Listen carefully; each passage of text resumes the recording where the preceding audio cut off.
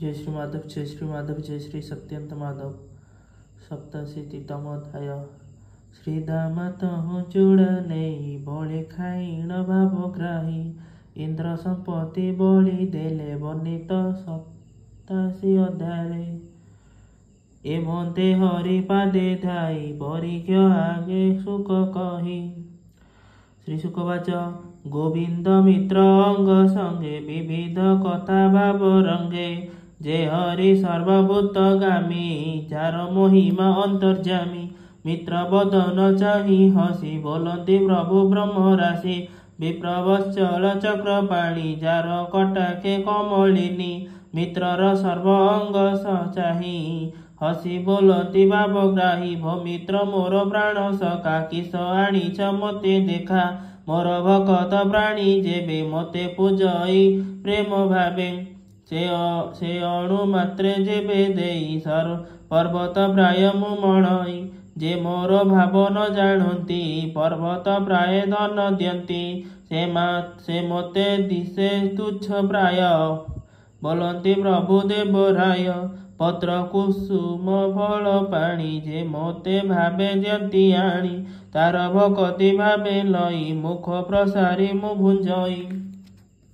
एमत कही रमाकांत भावे पातिले बेनी हस्त, देखी चकित विप्रवर अंतरे करई विचार। मोर अजित कर्म फल आनीछि पृथुक टंडुल, केमंते देवी मित्र करे हसिबे नारी अंतपुरे। एमंत भाली लज्जा दुखे विप्र रहिला अधमुखे, ता देखी कमलार बर हृदय करते विचार। ए विप्रपतिर वचने मिलिला मोहर भुवने, दरिद्र पणे दुख पाई अर्जिला कर्म न जानई। एहार पूर्व जन्म जेते निष्कामे भजी अछि मते, से काले भोग न बांछई एबे पाइब भोग काहि। पत्नी वचने भोग चिंते जेबे मिलिला मोग्रते, पतिव्रतार सुख अर्थे मोहर मित्रपण हिते। देवी संपद सर्वभाव ब्रह्मांड मध्य जे दुर्लभ, एते विचारी नर हरि विप्रर जीर्ण वस्त्र धरी। कि वस्तु बोली आदि मूल घेनिले पृथुक चंडूल, छिंडा कबाटा मध्य फेई कृष्ण बोलती करे लई।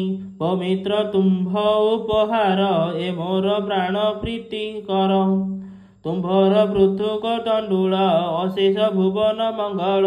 मोहर जीवन सहिते ध्रुपत कल आज मते, एमत कही नर हरि बेनी लोचन बहे बारी। गोविंद मित्र प्रिय अर्थे पृथु तंडूल बेनी हस्ते, कमला चाहे स्थिर दृष्टि तुंडे भरिले एक मुष्टि।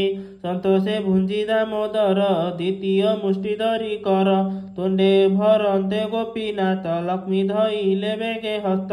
बोलंती जगत जीवन पृथुक मुष्टि करे घेनी, विश्वनाथ भगवान ए मुष्टि न कर भोजन।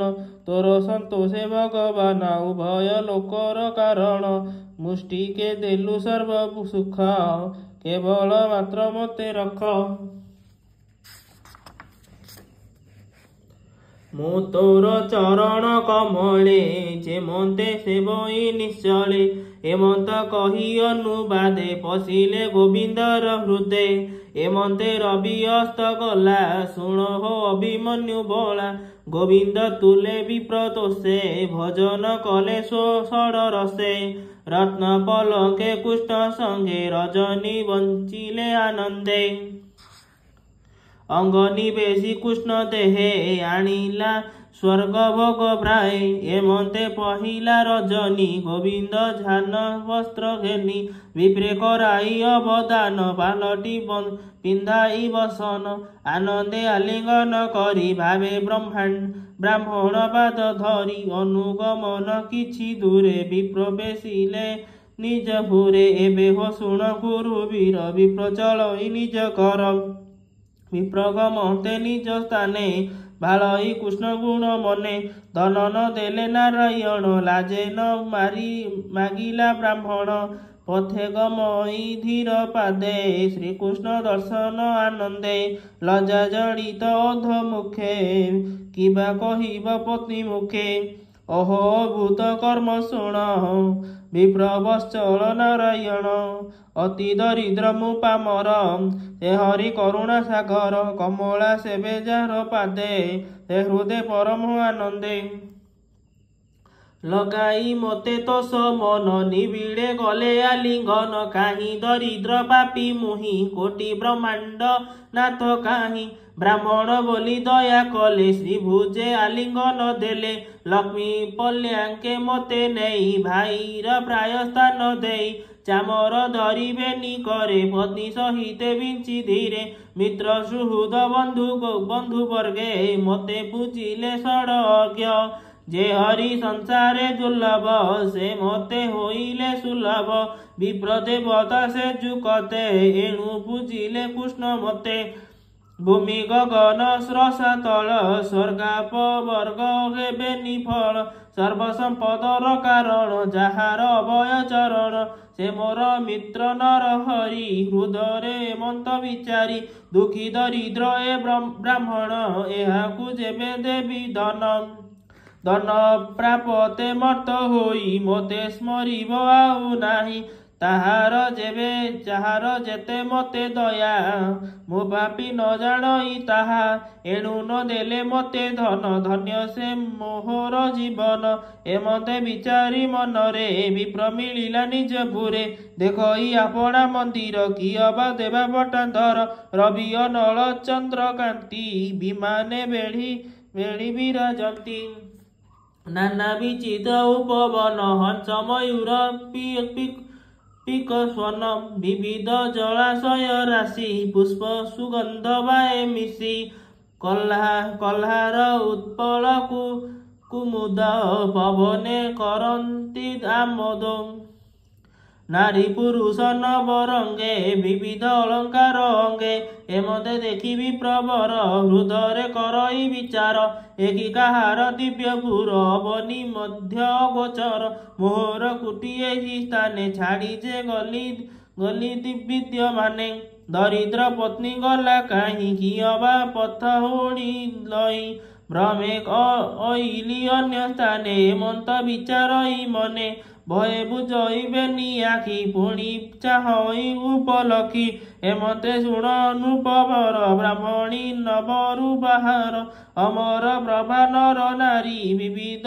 पात्र करे धरी सुस्वर दिव्य गीत नाद अभूत अखिल संपद आगे सतेक दिव्य नारी करे चामर वस्त्र धरी मंगल गीत नाद वाणी मध्य विजयता घरणी रूपे की देवा पटांतर पूर्व भामा मनोहर पति आगमने आनंद संगे सुंदरी सुखी वृंद भुवनु होइला बाहार रूपे मोहर सुर नर कमला जेने हरिपुरे ब्राह्मणी सोहे से प्रकारे विप्रकामिनी पतिव्रता जगते जार पुण्य कथा नयने अश्रु जल भूरी स्वामी चरण करे धरी भावे नमई पुण पुण मनरे कला लिंगन ब्राह्मण निज नारी चाही चकित मने विचारई सुंदर निबिड़ सुश्रोणी किए गगन विलासिनी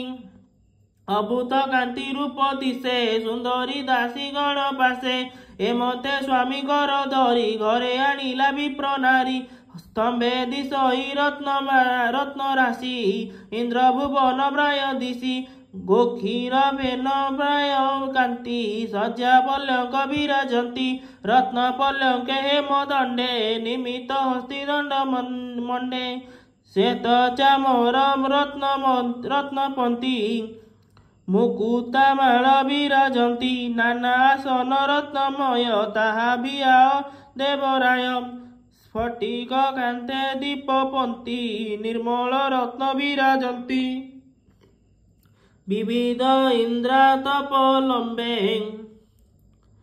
रत्न जड़ित शुभ्र स्तंभे पान भोजन विप्रमित ब्राह्मण देखिला अभूत सर्वसंपद एक ठूले देखई नयन निश्चले মনে চিন্তই যোগ বলে এ কর্ম নাহি রবি তলে এমন্ত সম্পদ মোহর নিশ্চয় দেলে দামোদর জন্ম দরিদ্র মুদুল দুর্ভোগ শ্রীকৃষ্ণ দর্শনর যোଗ୍ୟ ଦ୍ୱାରକାପୁରେ ମୁଁ ଯେ ଥିଲି ଏଡ଼େ ସମ୍ପଦ ନ ଦେଖିଲି ପରମାନନ୍ଦର ମହିମା ନିଗମ ନ ଜାଣଇ ସୀମା ମାଗିଲେ ନିଷ୍ଠୁର ବଜଇ ଭକତେ ଅଚିନ୍ତ୍ୟ ସେ ଦେଇ କାଳ ନିୟମ ଯାର ନାହିଁ ଗଗନ ଘନ ପ୍ରାୟ ଦେଇ ମୋହର ବିପ୍ରଯଦୁପତି ବେଦ ନ ଜାଣେ ଯାର ଗତି ଅଭାବେ ଦେଲେ କୃଷ୍ଣ ଚିତ୍ତ କିଞ୍ଚିତ ମଣଇ ବହୁତ ଅଳପ ଦେଲେ ଭାବ ଘେନି ବହୁତ କରେ ଅନ୍ତର୍ଯାମୀ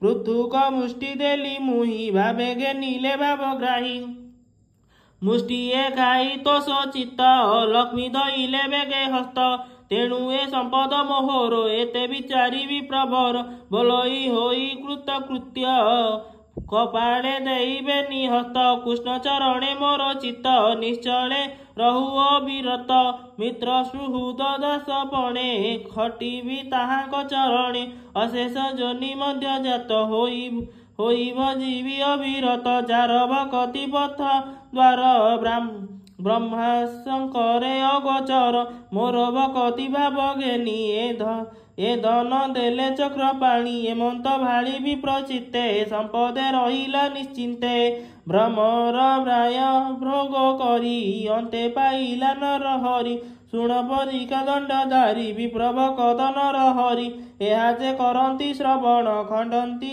କର୍ମର ବନ୍ଧନ ସେ ହରି ଚରଣ କମଳେ ମୋ ମନ ରହୁ ସୁନିଶ୍ଚଳେ କହଇ ଜଗନ୍ନାଥ ଦାସ କୃଷ୍ଣ ଚରଣେ କରି ଆସ।